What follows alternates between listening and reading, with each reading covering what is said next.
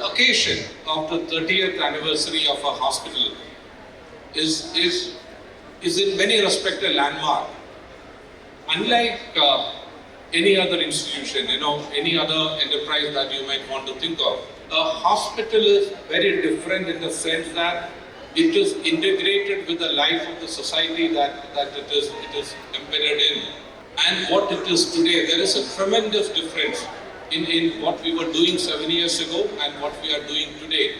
The services that we are able to offer, the clinical skills that we have in place, the nursing talent that we have in place, and then when you look at what would have been the journey over the last 30 years, it would have been truly remarkable for this hospital to reach the position that it has reached today. We had a small hospital that time, War Cancer Society, small block there. And we used to have patients in the corridor, only 30-35 beds. From there, we have come all the way to this. You have seen the video, the most sleek video which is prepared of the hospital.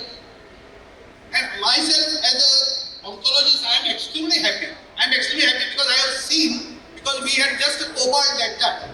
And maybe Dr. Jyoti was there in the cobalt, this expert in the radiation oncology. And chemotherapy, I used to give chemotherapy. So today we have full dedicated staff for the cancers work.